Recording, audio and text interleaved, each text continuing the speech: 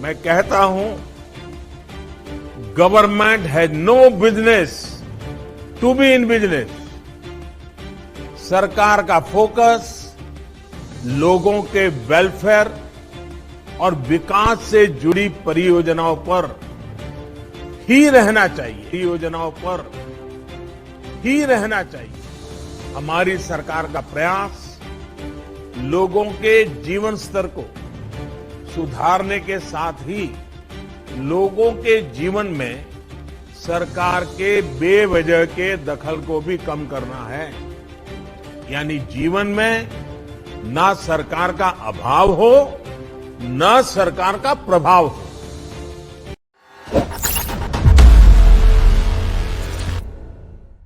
नमस्कार। इस बार बजट से पहले आप में से अनेक साथियों से विस्तार से बात हुई थी। इस बजट ने भारत को फिर से हाई ग्रोथ ट्रेजेक्टरी पर ले जाने के लिए स्पष्ट रोडमैप सामने रखा है। बजट में भारत के विकास में प्राइवेट सेक्टर की मजबूत पार्टनरशिप पर भी फोकस है। बजट में पब्लिक प्राइवेट भागीदारी के स्कोप और टारगेट्स को क्लैरिटी के साथ सामने रखा गया है। डिसइन्वेस्टमेंट और एसेट मोनेटाइजेशन इसका एक अहम पहलू है। साथियों, जब देश में पब्लिक सेक्टर एंटरप्राइज शुरू किए गए थे तो समय अलग था और देश की जरूरतें भी अलग थी। जो नीति 50-60 साल पहले के लिए सही थी, उसमें सुधार की गुंजाइश हमेशा रहती है। आज जब हम ये रिफॉर्म्स कर रहे हैं तो हमारा सबसे बड़ा लक्ष्य यही है कि पब्लिक मनी का सही उपयोग हो। कई ऐसे पब्लिक सेक्टर एंटरप्राइज हैं जो लॉस मेकिंग है। इनमें से कई को टैक्स पेयर्स के मनी द्वारा सपोर्ट करना पड़ता है। एक प्रकार से जो गरीब के हक का है, एस्पिरेशन से भरे युवाओं के हक का है, उन पैसों को इन एंटरप्राइज के कामों में लगाना पड़ता है और इस कारण अर्थव्यवस्था पर भी बहुत प्रकार का बोझ पड़ता है। पब्लिक सेक्टर एंटरप्राइज को सिर्फ इसलिए ही नहीं चलाते रहना चाहिए क्योंकि वो इतने वर्षों से चल रहे हैं, किसी के पेट प्रोजेक्ट रहे हैं। पब्लिक सेक्टर एंटरप्राइज किसी विशेष सेक्टर की जरूरत को पूरा कर रहे हो, किसी स्ट्रैटेजिक इंपॉर्टेंस से जुड़े हो, तो मैं इस बात समझ सकता हूं और उसकी आवश्यकता भी समझ सकता हूं।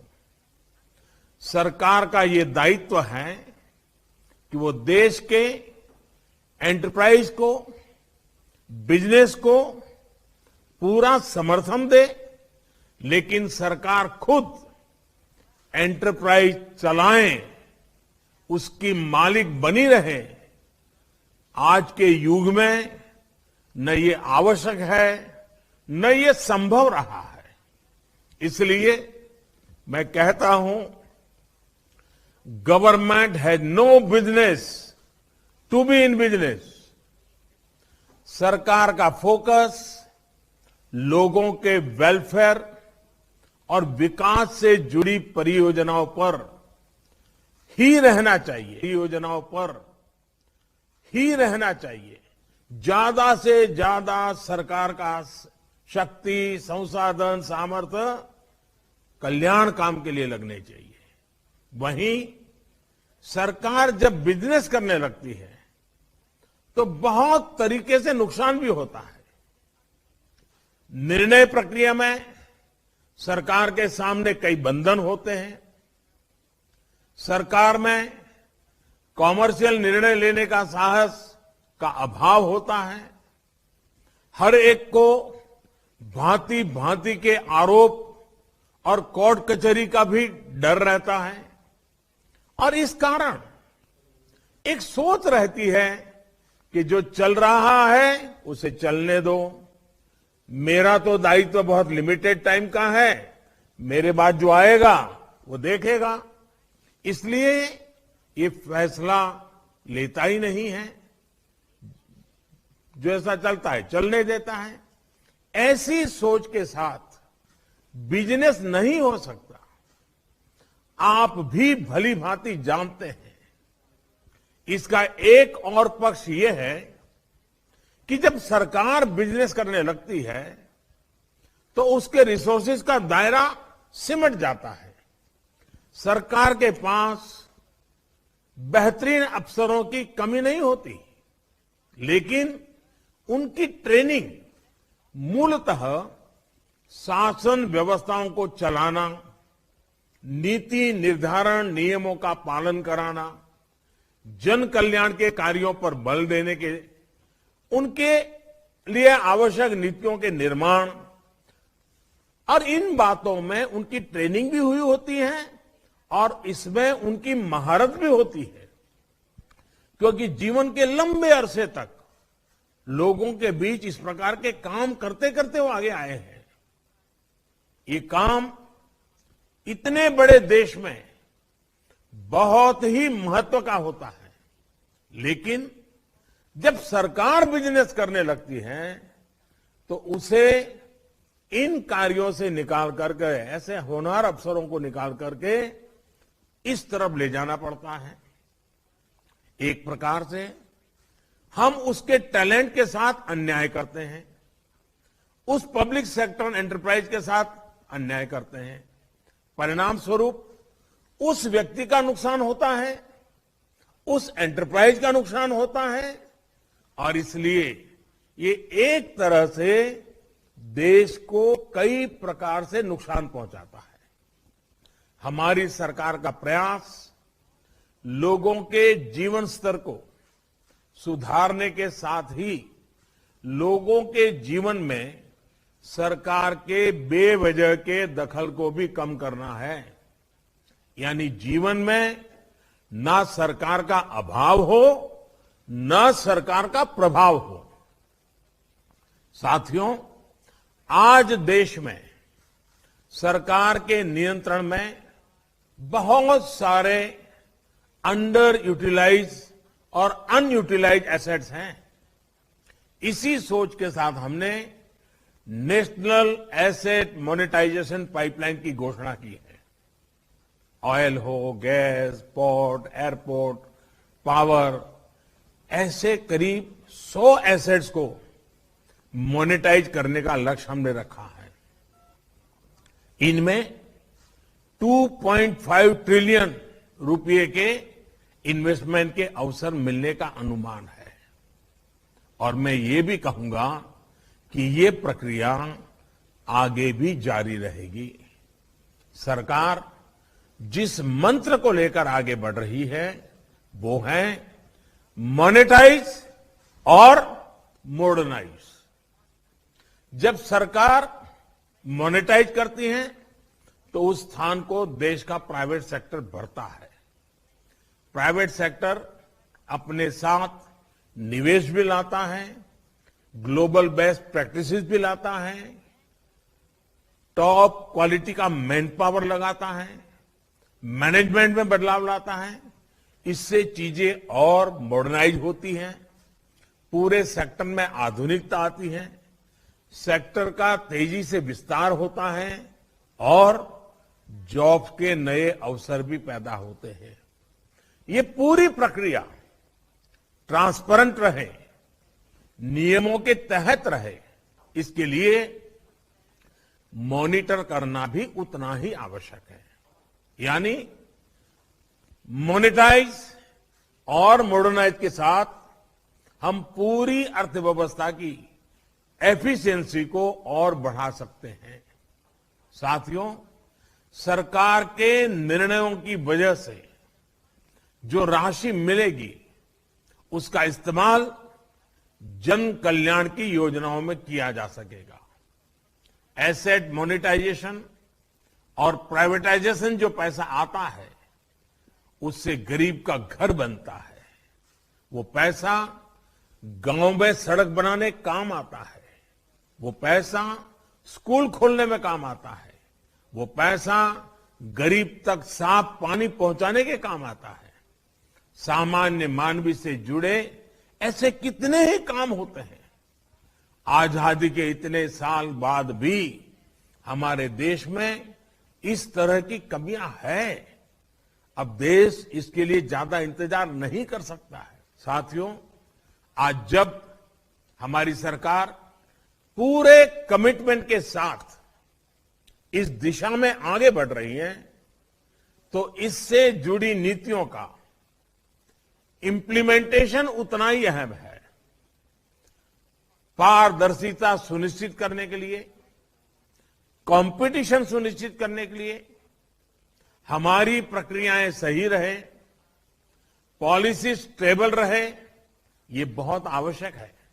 इसके लिए एक डिटेल्ड रोड मैप के साथ ही प्रॉपर प्राइस डिस्कवरी और स्टेक होल्डर मैपिंग के लिए हमें दुनिया की बेस्ट प्रैक्टिसेस से सीखना होगा।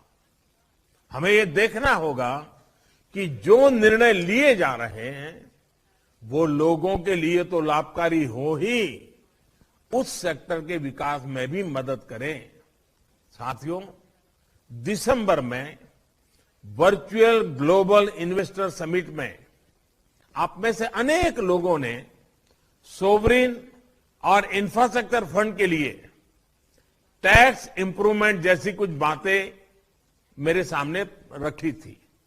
आपने देखा है कि इस बजट में इसका समाधान किया जा चुका है।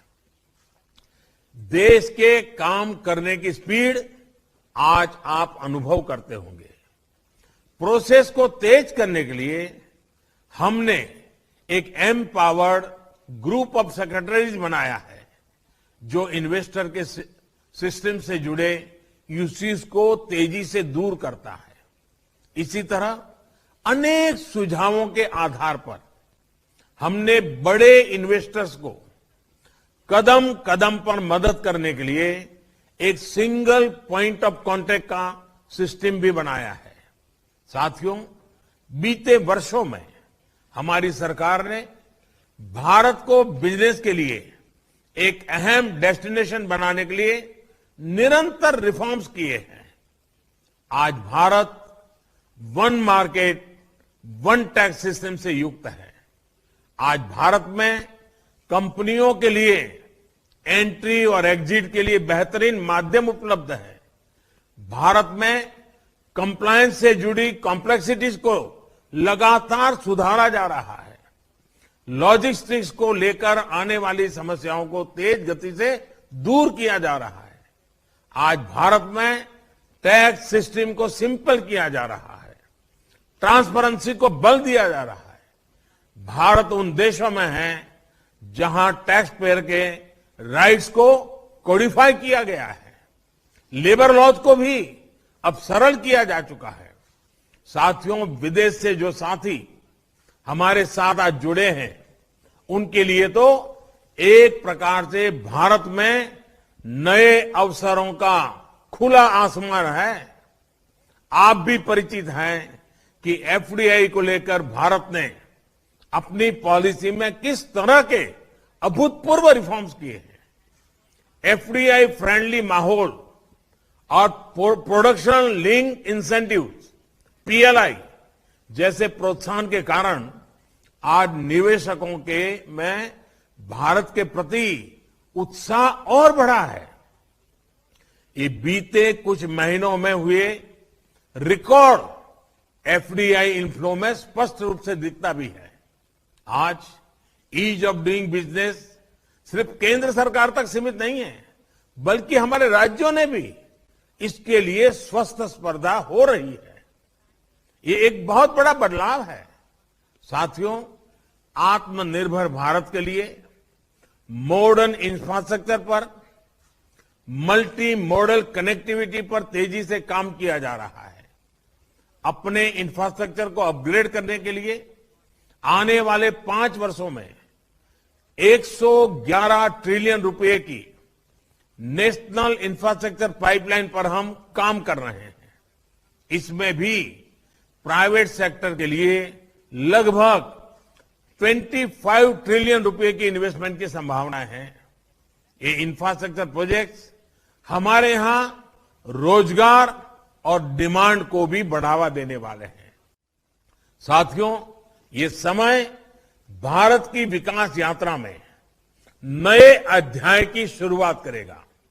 जो निर्णय अब लिए गए हैं, जिस लक्ष्यों की तरफ देश बढ़ रहा है, उन लक्ष्यों की प्राप्ति पूरे प्राइवेट सेक्टर पर भरोसा और बढ़ाएगी। दुनिया के सबसे बड़े युवा देश की अपेक्षाएं सिर्फ सरकार से नहीं है, बल्कि प्राइवेट सेक्टर से भी उतनी ही है। ये एस्पिरेशंस बिजनेस की एक बहुत बड़ी अपॉर्चुनिटी लेकर आई है। आइए हम सभी इन अवसरों का उपयोग करें, एक बेहतर दुनिया के लिए आत्मनिर्भर भारत के निर्माण में योगदान दें। और इतनी बड़ी तादाद में आज आप इस संवाद में शामिल हुए हैं, इसलिए मैं आपका हृदय से आभार व्यक्त करता हूं। आपके पास गहरा अनुभव है, देश और दुनिया का अनुभव है। आपके उत्तम सुझाव हम लोगों को इन चीजों को तेज गति से आगे बढ़ाने में बहुत मदद करेंगे। मेरा आपसे आग्रह रहेगा, बजट में जो बातें आ चुकी है, सरकार ने जो नीति निर्धारित की है, जिन बातों को मैंने आज उल्लेख करने का प्रयास किया है, मुझे आपकी भी मदद चाहिए तत्काल तेज गति से इंप्लीमेंट करने का रोड मैप बनाने में। मुझे विश्वास है कि आप सबका अनुभव, आपका ज्ञान, आपका सामर्थ्य भारत की इस आशा अपेक्षा दोनों मिलकर के एक नई दुनिया निर्माण करने की ताकत पैदा करते हैं। मैं फिर एक बार आप सबका स्वागत करता हूं, आपके सुझावों का इंतजार करता हूं। बहुत बहुत धन्यवाद। अगर आपको हमारे वीडियोस पसंद आए तो प्लीज लाइक करें, सब्सक्राइब करें और शेयर करें।